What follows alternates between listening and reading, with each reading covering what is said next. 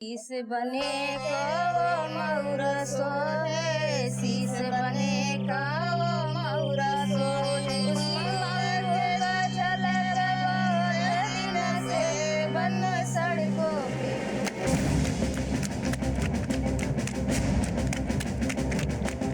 उसका झलक बहुत दिन से बन सड़कों पे, घूमे दुल्हन बन के, बने सड़कों पे घूमे दुल्हन बन।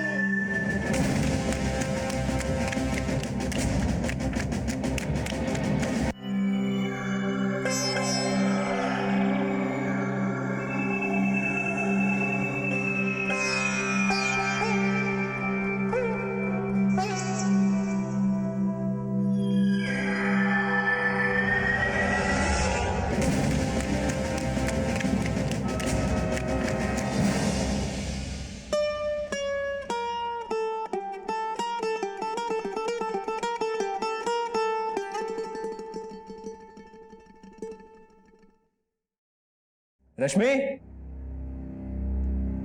रश्मि,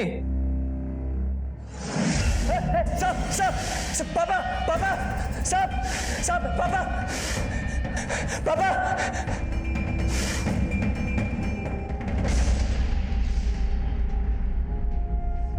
मैया की जय जय जय जय जय जय जय जयपुरी देवी, जयपुरी देवी, चमत्कार हो गया। ये देखिए, रश्मि बिटिया ने ससुराल में कदम रखते ही नागिन मैया का रूप धारण कर लिया। सोमनाथ बाबू, आपकी बिटिया साक्षात नागिन मैया के रूप में दर्शन दे रही है।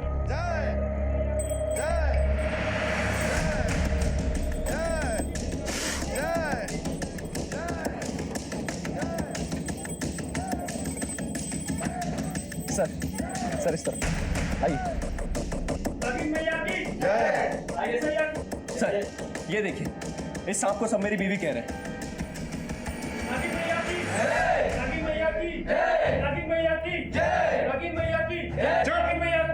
बंद करो ये ढोंग, भागो, सबको बाहर लेके जाओ। चलिए आप लोग बाहर निकलिए।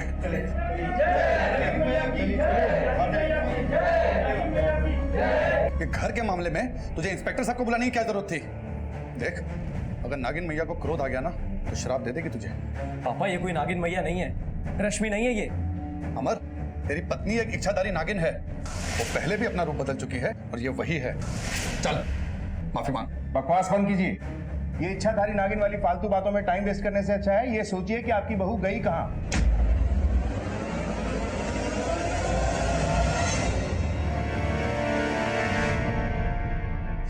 नमस्कार, आदाब। क्राइम पेट्रोल डायल 100 में आप सबका स्वागत है। एक नई नवेली दुल्हन अपनी सुहाग की सेज से अचानक गायब हो जाती है और उसकी जगह पर एक सांप पाया जाता है। बिहार के समस्तीपुर जिले के इस गांव के लोग तो इस घटना से हैरान होने की बजाय खुश थे और इस अजीबोगरीब घटना को अपना सौभाग्य मान रहे थे। गांव वाले क्यों रश्मि को एक इच्छाधारी नागिन मान रहे थे? कौन सा जुर्म रश्मि के नागिन के रूप के पीछे अपना फन फैला रहा था?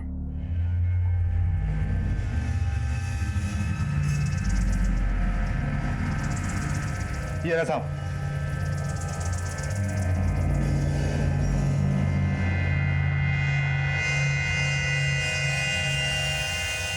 सर पापा हमें बचपन से बताया करते थे कि रश्मि इच्छाधारी नागिन है, पर सर हमने कभी देखा नहीं क्योंकि हम 7 साल की उम्र में शहर पढ़ने चले गए थे।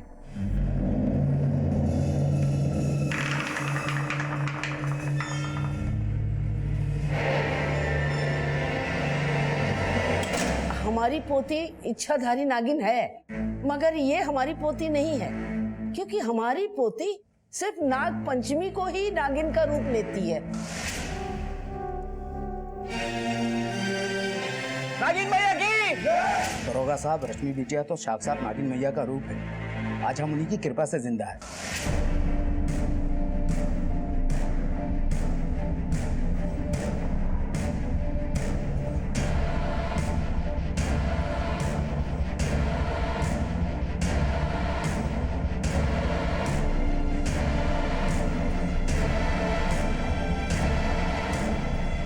बोलो नागिन मैया की जय बोलो नागिन मैया की जय।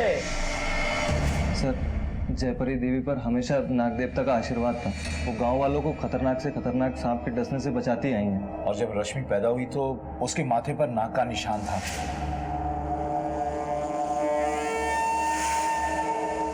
तो सब लोग जान गए कि ये नाग देवता का आशीर्वाद है जयपरी देवी को। माई सही कह रहे हैं साहब, हमारी बिटिया नागपंचमी को ही नागिन का रूप धरती है। दरोगा जी, रश्मि तो साक्षात देवी है। हमने तो उसे हर साल नागपंचमी के दिन नागिन मैया के रूप में बदलते देखा है।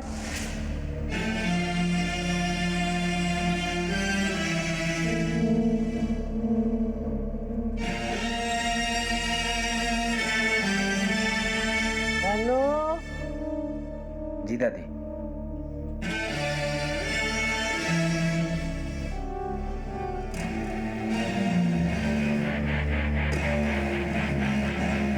नागिन मैया की, नागिन मैया की, नागिन मैया की, नागिन मैया की, नागिन मैया की, नागिन मैया की। जब तुम जानते थे कि गांव वाले रश्मि को इच्छाधारी नागिन मानते हैं तो उससे शादी क्यों की? अरे पगला गए हो क्या? शादी नहीं कर सकता? अरे 4 किताबें क्या पढ़ ली, अपने को बहुत होशियार समझने लगे हो। रश्मि बिटिया जो है ना, नागिन मैया है, नागिन मैया। लक्ष्मी जी खुद घर चल कर आना चाह रही हैं और तुम ठुकरा रहे हो उसे। पापा ये सब बकवास है, हम नहीं मानते इन सब चीजों में। थप्पड़ लगाएंगे तो लाइन पर आ जाओगे। सर अकेली औलाद हो, माँ भी नहीं है जिसकी आगे जिद कर कर अपनी बात मनवा लेता। फिर पापा का अच्छा खासा कारोबार है गांव में, उसे छोड़कर हम कहाँ जाते? इसलिए हमें पापा की बात माननी पड़ी।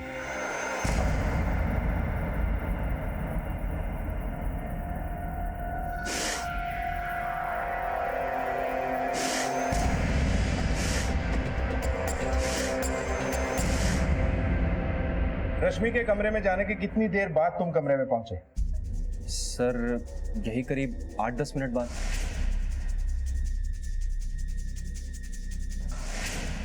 ठाकुर, इसका मतलब है सारा कांड 8-10 मिनट के अंदर ही हुआ है।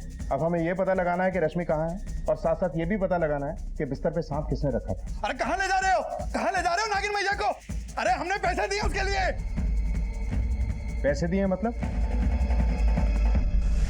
अरे प्रताप बेटा, कल हमने सपने में देखा कि नागिन मैया की शादी आपके बेटे अमर से हो रही है। ऐसा हुआ तो हमारे भाग्य खुल जाएंगे। इसके लिए आपको कुछ दान पुण्य करना पड़ेगा। बताइए कितना देना होगा? 15 लाख।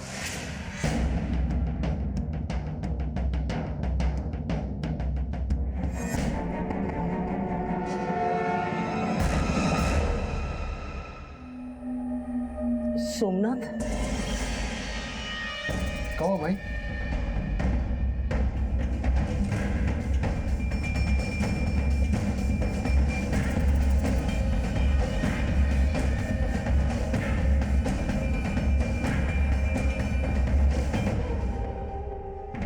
सोमनाथ, हो गया सत्यानाश।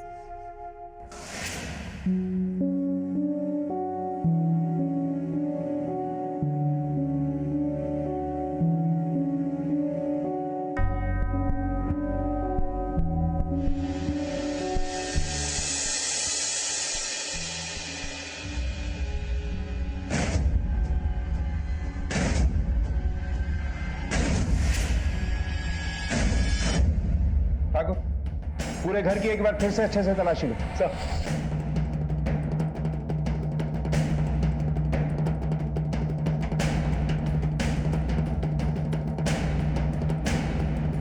आइए, ये देखिए सर, ये क्या?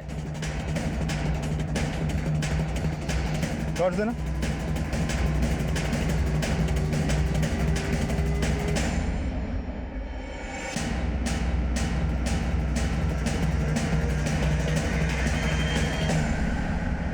पैरों के निशान काफी बड़े हैं।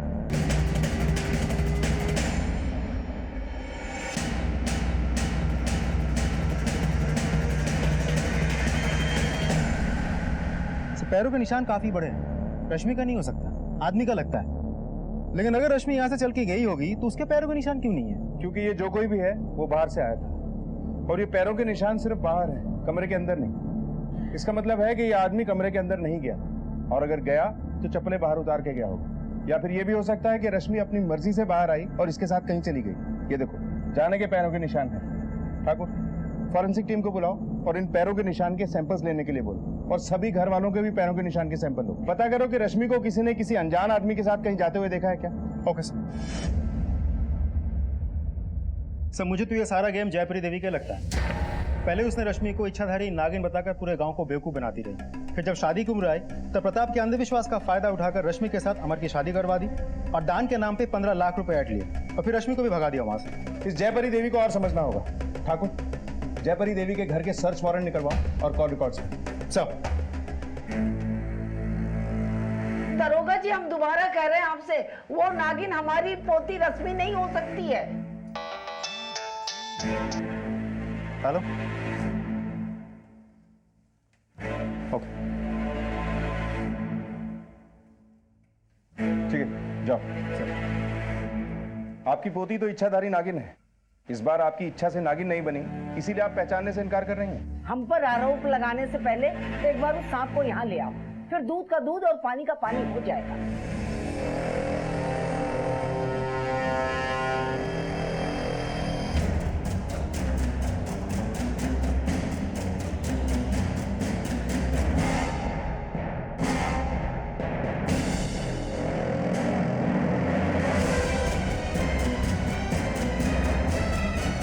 दरोगा जी, ये हमारी पोती रश्मि नहीं है।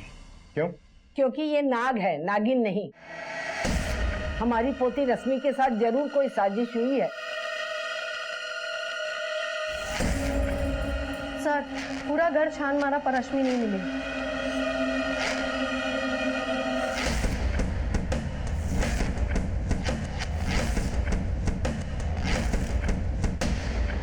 सर, मैंने ही आपको फोन किया था।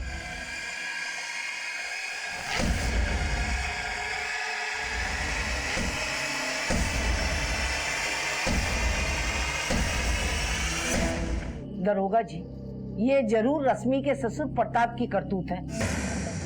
उसने 15 लाख हमको दे के करोड़ों का फायदा उठाने के लिए रश्मि का सौदा कहीं और कर दिया होगा। लालच तो आपको भी था जयपरी देवी। आपने प्रताप से पैसे ऐंठे। रश्मि को आप भी भगा सकती हैं और पैसे के लालच में। जो भी है सच सच बता दीजिए, वरना हमारे पास तरीके और भी हैं सच उगलवाने के।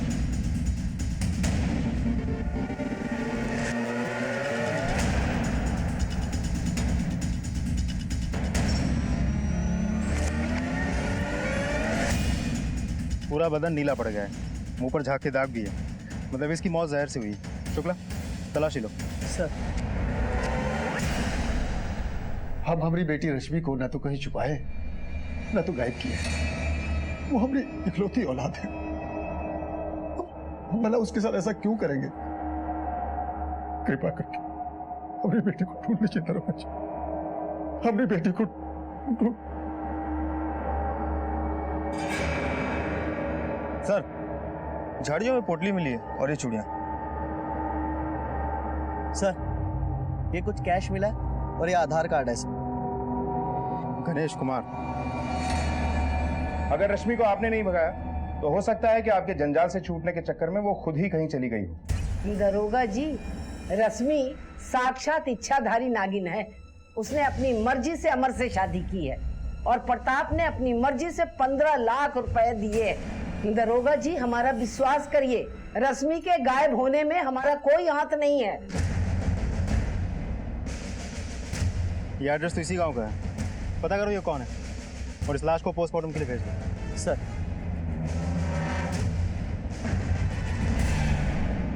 पुलिस अब तक रश्मि के गायब होने को अंधविश्वास की आड़ में एक ठगी का मामला मान रही थी, लेकिन कुछ घंटों बाद जब गांव के बाहर पुलिस को एक लाश मिली तो इस कहानी में एक नया मोड़ आ गया। नए सवाल उठ खड़े हुए। गणेश कुमार और गन्नू की हत्या से रश्मि का क्या संबंध है? क्या रश्मि की भी हत्या हो चुकी है? और अगर उसकी हत्या हो चुकी है तो फिर उसकी लाश कहाँ है? और अगर वो जिंदा है तो वो इस वक्त कहाँ है?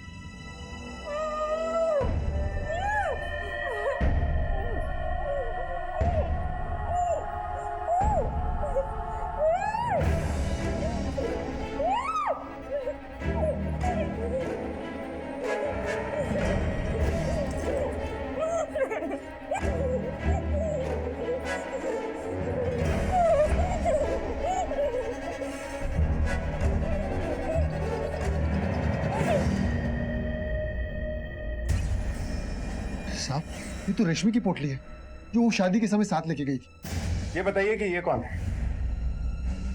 इस आधार कार्ड पर आपके घर का एड्रेस। ये तो हमारा नौकर गन्नू है। गन्नू 10 साल का था तब से पाल पोस कर बड़ा किया, हमारे घर में ही रहता है। हमें इसकी डेड बॉडी मिली। क्यों मारा इसे? जिस अनाथ लड़के को हमने पाल पोस कर बड़ा किया उसे हम क्यों मारेंगे भला? तो फिर किसने मारा होगा इसे? पता नहीं साहब, फिर किसने मारा होगा। ये गन्नू और रश्मि के बीच कुछ प्यार व्यार का चक्कर चल रहा था क्या? ये कैसी बात कर रहे हो? रश्मि हमारी साक्षात नागिन है, सारे गांव वाले उसे नागिन मैया मानते हैं। वो भला प्यार वार के चक्कर में क्यों पड़ेगी? तो वो दोनों एक साथ कैसे थे? जहां हमें गन्नू की डेड बॉडी मिली थी वहीं से रश्मि की पोटली भी मिली। सर, झाड़ियों में पोटली मिली है और ये चूड़ियां। पता नहीं साहब।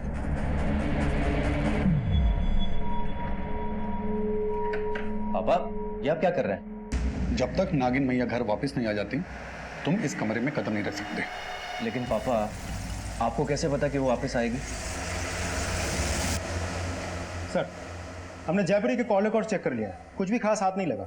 एक और बात सर, प्रताप के घर से जो नाग मिला है वो जहरीला नहीं है। मतलब अब हमारे शक के दायरे में प्रताप भी। इस प्रताप के भी कॉल रिकॉर्ड से करवाओ और इसके पीछे खबरी लगा दो। Okay sir. और जिन चप्पलों के निशान हमें प्रताप के घर से मिले थे वो गन्नू के चप्पलों से मैच करते हैं। और कमरे में भी रश्मि के साथ कोई जबरदस्ती के निशान नहीं मिले। इसका मतलब है कि रश्मि अपनी मर्जी से गन्नू के साथ भाग रही थी और रास्ते में किसी ने गन्नू को मार दिया। सर, ऐसा भी तो हो सकता है कि रश्मि ने ही गन्नू को मारा हो। कुछ तो है गन्नू और रश्मि का राज। गांव वालों से दोनों के बारे में पूछताछ करो। Okay sir.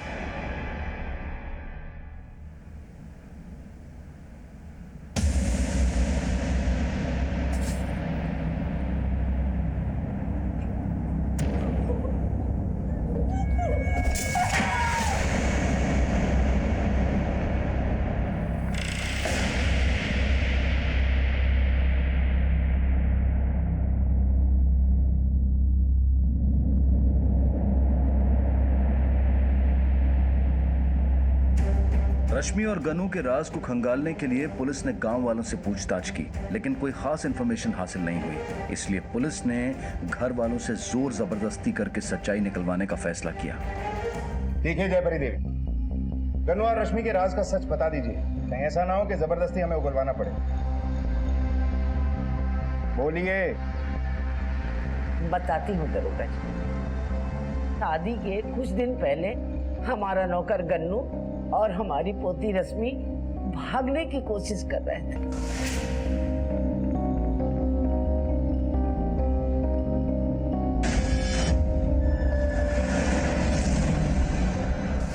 उस रात माई को पहली बार पता चला रश्मि और गन्नू एक दूसरे से बहुत प्यार करते हैं।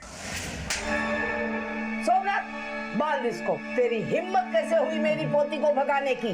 दादी, गन्नू की कोई गलती नहीं है दादी, हमने कहा था दादी। जब तक तेरी शादी नहीं हो जाती ये यही रहेगा। दादी, हम गन्नू से प्यार करते हैं दादी, हम इससे शादी करना चाहते हैं और इस घर में नहीं रहना चाहते दादी। दादी इसे छोड़ दो दादी। आप ही बताइए दरोगा जी, हम अपनी देवी की शादी एक नौकर से कैसे कर देते जिसके माँ बाप को और जात पात का अता पता नहीं था? हमने रश्मि को समझाया था, तू देवी है रश्मि, सारा गांव तुझे पूछता है। तू गन्नू से शादी करेगी तो क्या इज्जत रहेगी हमारी और तेरे पिताजी की? अगर तू शादी करना चाहती है हम करवाएंगे तेरी शादी ऐसी जगह जिसके तू लायक है। और शायद वो इतनी आसानी से नहीं मानी, इसलिए पैसे के लालच में आपने जबरदस्ती उसकी शादी पक्की कर दी। लेकिन आपको डर था कि कहीं वो भाग ना जाए, इसलिए विदाई के बाद उस पर नजर रखी और मौका पाकर उसे पकड़ लिया, गन्नू को सांप से कटवा के मरवा दिया और रश्मि को कहीं छुपा दिया। नहीं नहीं साहब, हमने ऐसा कुछ नहीं किया। हमने तो रश्मि को समझाया था और वो शादी के लिए मान भी गई थी, लेकिन अभी कहाँ है हमें नहीं पता। दोहरा व्यक्तित्व दोहरी जिंदगी अपराध के लिए एक उपजाऊ जमीन की तरह से। रश्मि को गायब हुए कुछ समय बीत गया था, लेकिन जयपरी देवी की बातों से ऐसा लग रहा था कि वो अब भी झूठ बोल रही है। वो अब भी रश्मि के इच्छाधारी नागिन रूप का आडंबर बनाए हुए थी। लेकिन क्यों? कहते हैं जब 100 झूठ भी एक झूठ को छुपाने के लिए कम पड़ जाते हैं तो अपराध की अगली पहल होती है कत्ल। कहीं यहां भी ऐसा कुछ तो नहीं?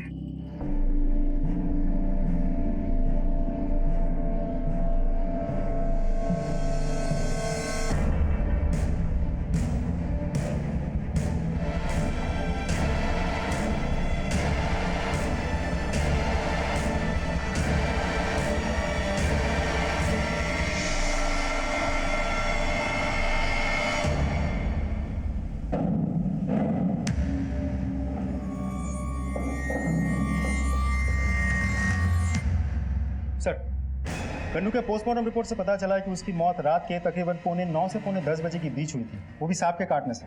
लेकिन गौर करने वाली बात यह है कि सांप ने उसे पीठ पे काटा था, पैर पे नहीं। तो ऐसा भी हो सकता है कि वो दोनों भाग रहे थे, गन्नू गिर गया और आसपास से कोई सांप आके उसे काट लिया। ये सब इतना भी आसान नहीं है ठाकुर, क्योंकि ये केस सांप के इर्द गिर्द घूम रहा है। रश्मि का गायब होना और फिर ये गन्नू की मौत भी सांप के काटने से हुई है। ये भी हो सकता है कि किसी ने मारने के इरादे से गन्नू के ऊपर सांप को फेंका और रश्मि को लेकर भाग गया। एरिया में जितने भी सपेरे हैं सबसे पूछताछ करो, पता करो कि पिछले कुछ दिनों में किसी ने उनसे कोई सांप लिया है क्या। Okay sir.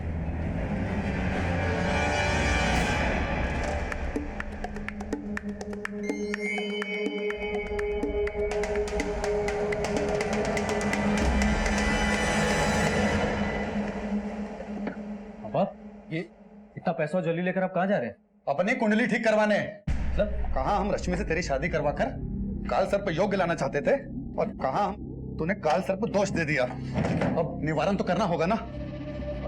तो जैसे नालायक बेटे से तो उम्मीद लगाना बेकार है। तूने पुलिस बुलाकर हमारी जिंदगी को स्वाहा कर दिया, स्वाहा।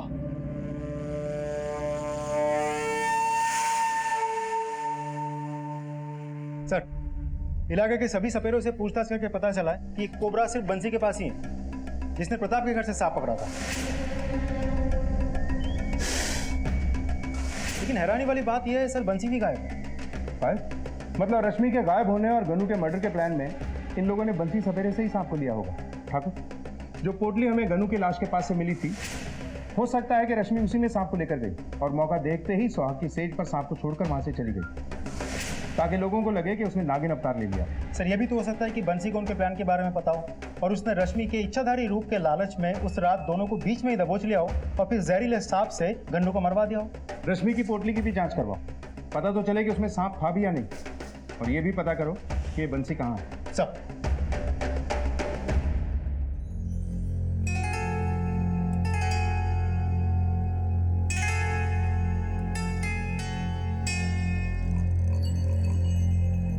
नागिन मैया की अनुपस्थिति में तुम्हारी कैसे कट रही है जयपरी देवी? तुमसे मतलब? कहीं ऐसा तो नहीं कि हमसे जलकर बदला लेने के लिए हमारी तुम्हारी सारी हेकड़ी निकल जाएगी। ये जो तुम तड़प रही हो ना जयपरी देवी, ये देखकर हमें बड़ी तृप्ति मिलती है। अब तुम्हारी पोती रश्मि तो है नहीं, तो तुम्हारे सारे भक्त अपने कष्ट निवारण के लिए हमारे पास ही तो आएंगे। एक बार हमारी रश्मि को आ जाने दो, फिर हमारी ताकत बढ़ जाएगी। हमारी शुभकामनाएं तुम्हारे साथ हैं जयपरी देवी।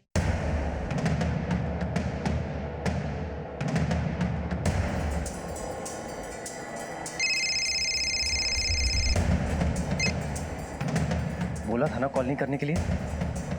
हम घर पर हैं, बात नहीं कर सकते अभी।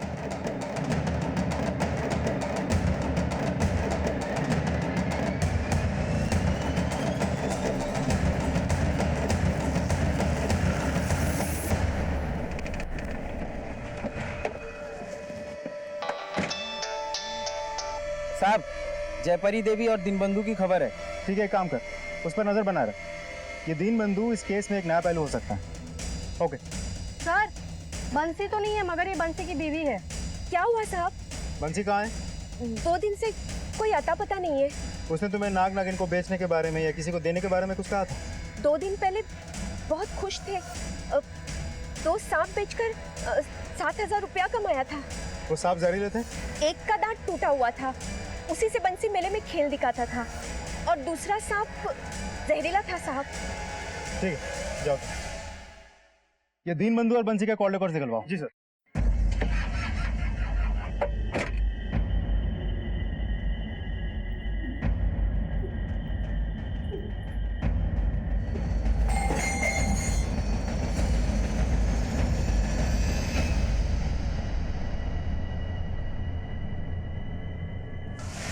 पापा पापा, हमारे साथ कोई भी नहीं खेलता है।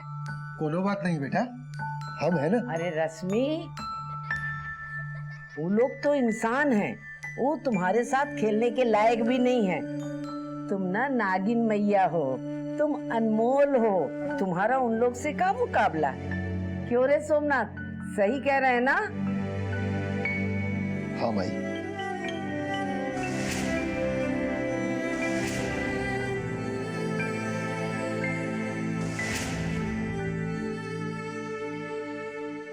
माई, तुम्हारे चक्कर में पड़ के हम अपना बेटे का जिंदगी बर्बाद कर दी है। जिंदगी भर तुम्हारी इच्छाधारी नागिन के ढोंग में हमारी बेटी अकेलेपन का शिकार हो गई। जवानी में अपनी मर्जी से कुछ करने को सोची तो भी तुम फुसला दी। चुप रहे, बहुत सुनी तेरी बकबक। क्या था हमारे यहाँ? न जमीन न जायदाद, घानी भर रुपया देकर तेरा स्कूल में क्लर्क की नौकरी दिलवाई थी। अरे रश्मि को इच्छाधारी नागिन ना बनवाते तो क्या करते? ठन ठन गोपाल थे हम सब। क्या मिलता उसको और हम लोगों को साधारण जिंदगी जीकर। चल। दुनिया के लिए रश्मि नागिन मैया थी, सबके दुखों का निवारण करने वाली, सबको खुशियां देने वाली। लेकिन उसकी अपनी जिंदगी एक कठपुतली की तरह थी जिसकी डोर जयपरी के हाथों में थी। आजादी और खुशियां रश्मि से कोसों दूर थी। बचपन क्या होता है, दोस्त क्या होते हैं, गुड्डे गुड़ियों का खेल क्या होता है, ये रश्मि कभी जान ही नहीं पाई। और शायद गन्नू के साथ उसका प्रेम भी उसके भक्तों को पसंद नहीं आया, जिसकी सजा गन्नू को मौत के रूप में मिली। अब पता नहीं रश्मि के लिए कौन सी सजा तय की गई थी। सर, रश्मि की पोटली के टेस्ट रिपोर्ट से कंफर्म हो गया, उसमें साफ था। और बंसी के कॉल रिकॉर्ड से कुछ मिला? सर, 25 तारीख को रात के तकरीबन 9:15 से 10:15 बजे के बीच बंसी के मोबाइल के कॉल लोकेशन उसी एरिया पर ट्रेस की गई है जहां हमें गन्नू की लाश मिली थी। और करीब 9:30 बजे उसने संजय को फोन किया। संजय दीनबंधु का इकलौता बेटा। हमारे खबीर ने गांव में पता किया तो पता चला कि इस दीनबंधु और जयपुरी के बीच काफी सालों की पुरानी रंजिश है। तो फिर हो सकता है कि दीनबंधु को पता हो कि रश्मि सपेरे के कब्जे में और जयपरी से बदला लेने के लिए ही उसने रश्मि को अगवा किया हो। सर, हमने दीनबंधु के कॉल रिकॉर्ड चेक करवाया, उसने कभी बंसी के साथ फोन पे बातचीत नहीं की। और जब गन्नू की मौत हुई तब वो प्रताप के घर पे नागिन की पूजा कर रहा था। मुझे याद है उस दिन संजय वहीं पे था। बस जानना यह है कि बंसी ने संजय को कॉल क्यों किया। अरे सर, पता नहीं कितने लोग हमें फोन करते हैं मोबाइल खरीदने के लिए, रिचार्ज करवाने के लिए। अब सबका याद तो नहीं रख सकता ना सर। सबका नहीं, सिर्फ बंसी सपेरा के बारे में बता।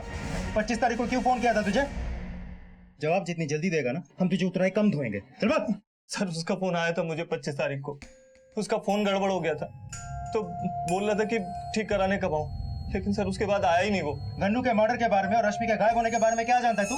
साहब, जब रश्मि नागिन बनी थी तो मैं और बाबूजी उसके दर्शन के लिए उसके ससुराल गए थे।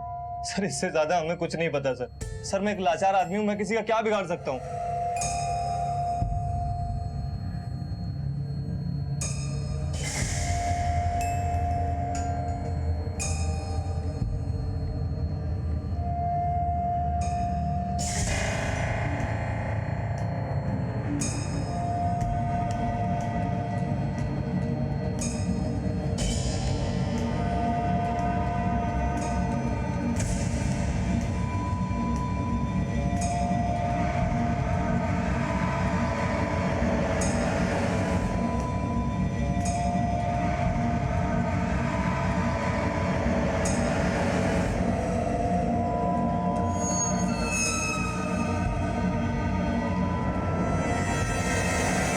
मेरे हिसाब से इस बंसी सपेरे ने ही गन्नू का मर्डर किया और रश्मि को किडनैप किया है। सब बंसी ने कोबरा सप्लाई किया है। शायद बंसी को गन्नू और रश्मि के प्लान के बारे में पहले से ही पता था, जिसका फायदा उसने उठाया।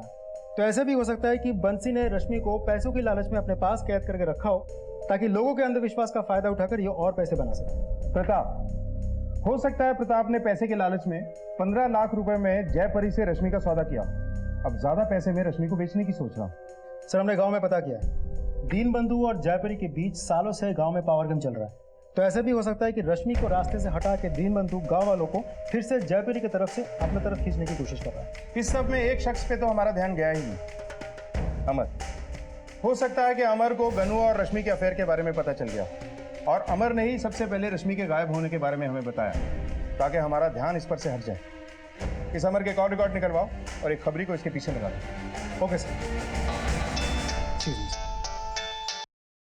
हेलो,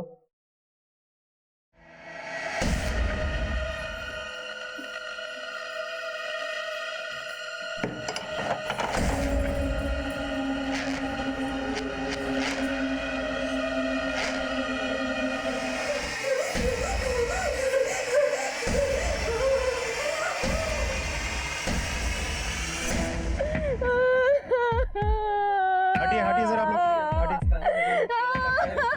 चेक करो चारों तरफ। संभालिए। साहब सुबह घर आए थे, बोला कि हमको लॉटरी लगी है, हम लॉटरी का पैसा लेकर आते हैं, सामान बांध कर रख लो। सर आसपास अच्छे से चेक किया, ना तो कोई मर्डर वेपन मिला, ना ही कोई एविडेंस। बॉडी को पोस्टमार्टम के लिए भिजवा दो। सर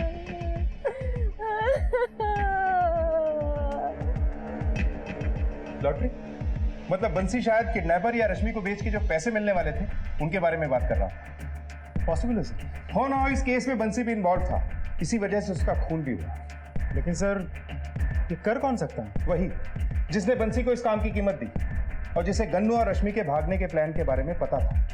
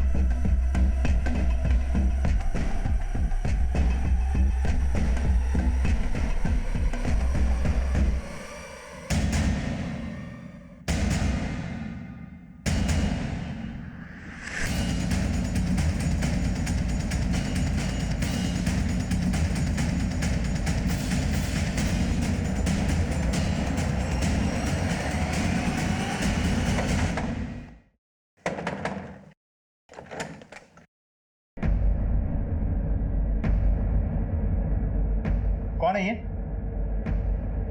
सर ये जूली है, हमारी गर्लफ्रेंड। तेरी बीवी वहां लापता है और तू यहाँ दूसरी औरत के साथ। चल सर ये केस विचित्र नहीं पेचीदा बन गया था। रश्मि के दैविक जीवन में कुंडली मारकर लालची, मौका परस्त और धोखेबाज लोग भरे हुए थे, लेकिन इनमें से किसके लालच का शिकार हो गए थे गन्नू और रश्मि। गन्नू के कत्ल की परिस्थितियां और रश्मि का सुहाग की सेज से गायब हो जाना एक बात की ओर इशारा कर रहा था कि खून किसी करीबी ने किया था, पर सवाल यह था कि वो करीबी अपना कौन सा स्वार्थ सिद्ध करना चाहता था। सर सर सर देखिए, हमने कुछ नहीं किया है। हमने ना ही तो रश्मि को किडनैप किया है और ना ही गन्नू को मारा है, लेकिन जिसने रश्मि और गन्नू को भगाया था हम उसे जानते हैं।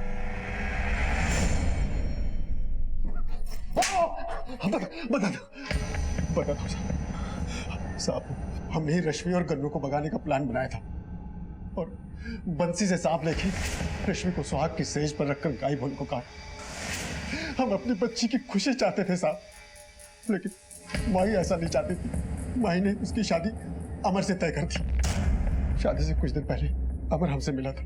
हमने सोमनाथ जी को बताया कि हम जूली से प्यार करते हैं और उसी से शादी करना चाहते हैं, लेकिन पापा इस शादी को मंजूरी नहीं देते क्योंकि जूली दूसरे धर्म की है।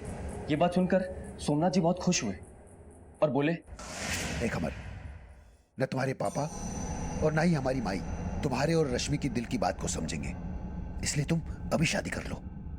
और जैसे ही रश्मि विदा होकर तुम्हारे घर पहुंचेगी, वो सांप छोड़कर गन्नू के साथ भाग जाएगी और सबको लगेगा रश्मि इच्छाधारी नागिन है।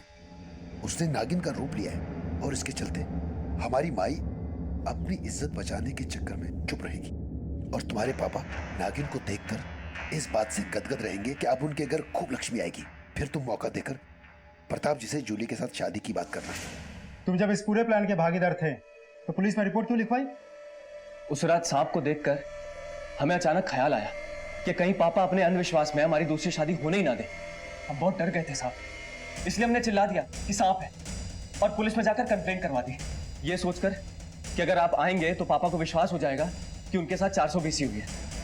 लेकिन सब खेल उल्टा पड़ गया।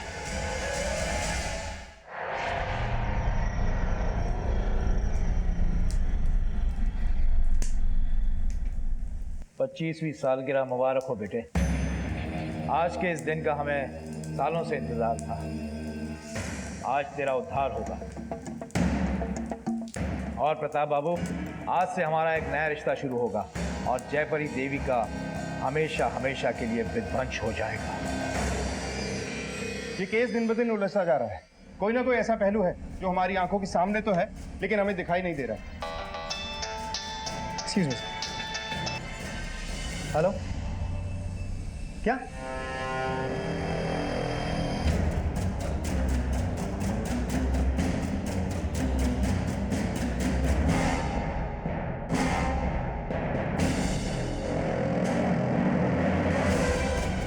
बॉडी को पोस्टमार्टम के लिए भेजो और पूरे घर की तलाशी लो। Yes sir. साहब, ये पैसे बली के पैसे नहीं है साहब। ये तो हम और दीनबंधु जी मिलकर रश्मि के नाम का मंदिर बना रहे थे, उसी के लिए थे, ताकि जो पैसे हमने रश्मि के जाने पर गंवाए थे उन्हें वसूल कर सकूं। बाबूजी आज नाग नागिन की शादी कराकर इस नागिन की बलि चढ़ाना चाहते थे। उनका विश्वास था कि हमारी 25वीं सालगिरह पर नई सुहागन नागिन के खून से नहलाने पर हमारा पैर ठीक हो जाता है। और बलि तुम्हारे बाबूजी की ही चढ़ गई। किसने मारा उन्हें?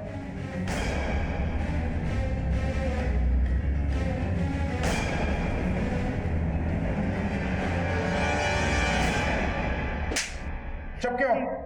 बोलो, किसने मारा तुम्हारे बाबूजी को? तुमने? बोलो।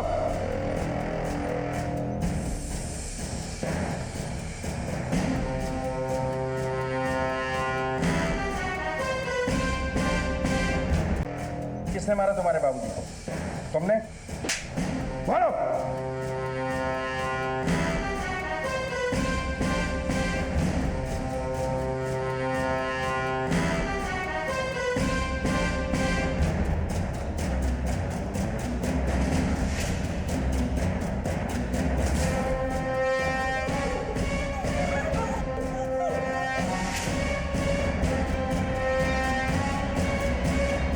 सर, ऊपर वाले कमरे से ही सब मिला। रश्मि का ही लगता है। ये सब छुपा रहा था? मतलब ये सारा कांड तेरा किया धरा है? बोल, रश्मि यहाँ कैसे आई? और अब रश्मि कहाँ है? या उसकी भी बलि चढ़ा दी अपने बाबूजी की तरह? बोल! नहीं नहीं सर, रश्मि को हम शादी की रात लाए थे, लेकिन वो जिंदा है सर, और उसी ने ही हमारे बाबूजी का खून किया है सर।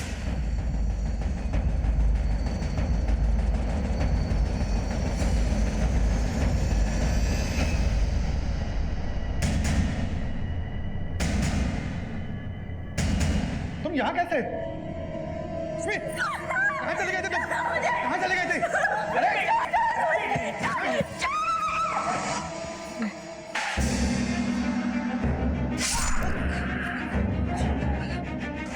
रश्मि भाग के अपने घर ही गई होगी, जाके चेक करो। साहब, अब सच बोलेगा? 25 तारीख को हमने गन्नू को पीसीओ पर किसी के साथ बात करते हुए सुना कि वो अपने बीवी के साथ दिल्ली आ रहा है। तो ये सुनकर हमारे कान खड़े हो गए।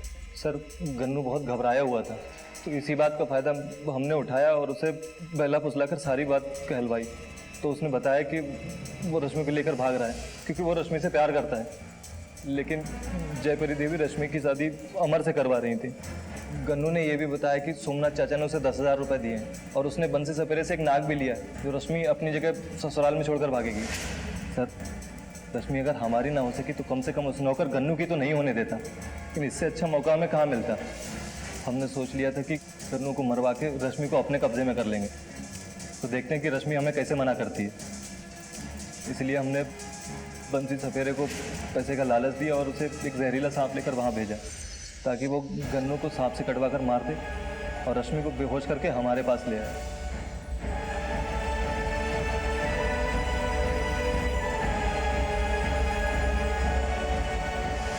इसलिए उस रात बंसी ने हमें फ़ोन किया था ये बताने के लिए कि काम हो गया है।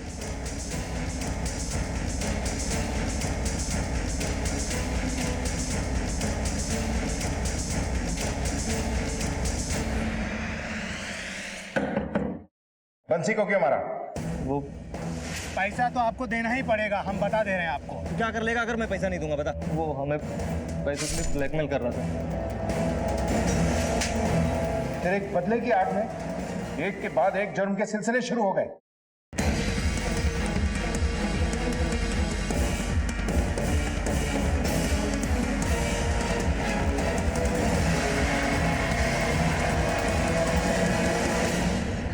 दादी,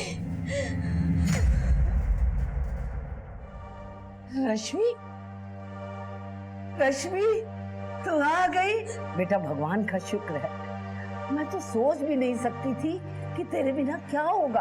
अब तू आ गई है, फिर से सब कुछ पहले जैसा हो जाएगा। और वो जो दीन बंधु है ना, बड़ा घमंड करता था, उसे दिखाऊंगी मैं। हटो दादी, आप कितनी लालची औरत हो। मैं इतने दिन से कहाँ थी, कैसी थी, किस हालात में थी, ये सब पूछने की बजाय आपको सिर्फ अपने पैसे कमाने की बड़ी है। आपको मेरी कोई फिक्र ही नहीं है। मैं जा रही हूँ। रुक, कहाँ जा रही है? लोगों को आपका ढकोसला बताने और पुलिस को सब कुछ सच सच बताने। बस दादी, मैं अब आपके इस धोखे के खेल का और हिस्सेदार नहीं बनना चाहती। दादी छोड़ो मुझे दादी।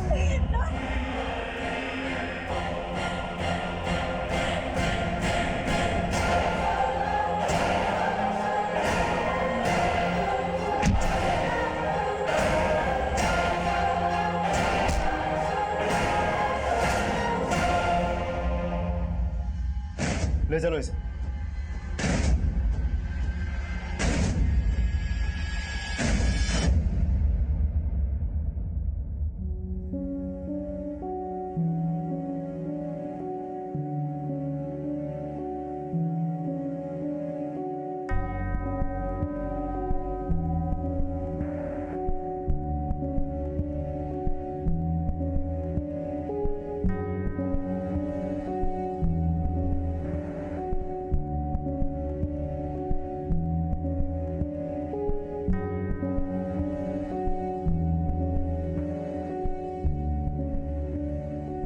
देखा जाए तो आधुनिक समाज के परिवेश में हम सब एक दोहरी जिंदगी जी रहे हैं। रश्मि बचपन से ही एक इच्छाधारी नागिन की दोहरी झूठी जिंदगी जी रही थी और जयपरी देवी अपने लालच को परिवार की तरक्की का नाम देकर दोहरे मापदंड अपना रही थी। सोमनाथ दिल में भले ही अपनी बेटी से बहुत प्यार करता हो, लेकिन बेटी पर हो रहे अत्याचार के लिए माँ के खिलाफ कभी आवाज नहीं उठा पाया और हमेशा माँ की गलतियों में उसका साथ देता रहा।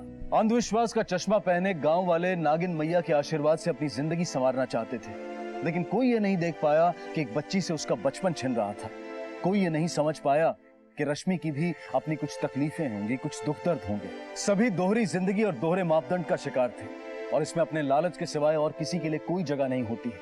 अगर हम वाकई में अपने समाज को जुर्म मुक्त करना चाहते हैं तो इस दोहरी जिंदगी जीने वाली आदत को छोड़ना होगा और अंधविश्वास को जड़ से उखाड़ फेंकना होगा। हमें अपनी और देश की तरक्की के लिए अपने हर विश्वास को परखने की जरूरत है। ये सवाल पूछने की जरूरत है कि कहीं हमारी आस्था, हमारा विश्वास अंधविश्वास तो नहीं। इसी विश्वास के साथ अब मैं अनूप सोनी आपसे विदा लेता हूं। फिर मुलाकात होगी अगले एपिसोड में एक और चौंका देने वाले केस के साथ। तब तक अपना और अपने परिवार का ख्याल रखें और देखते रहें क्राइम पेट्रोल डायल 100। 1:15 को सीख हम सबको। जय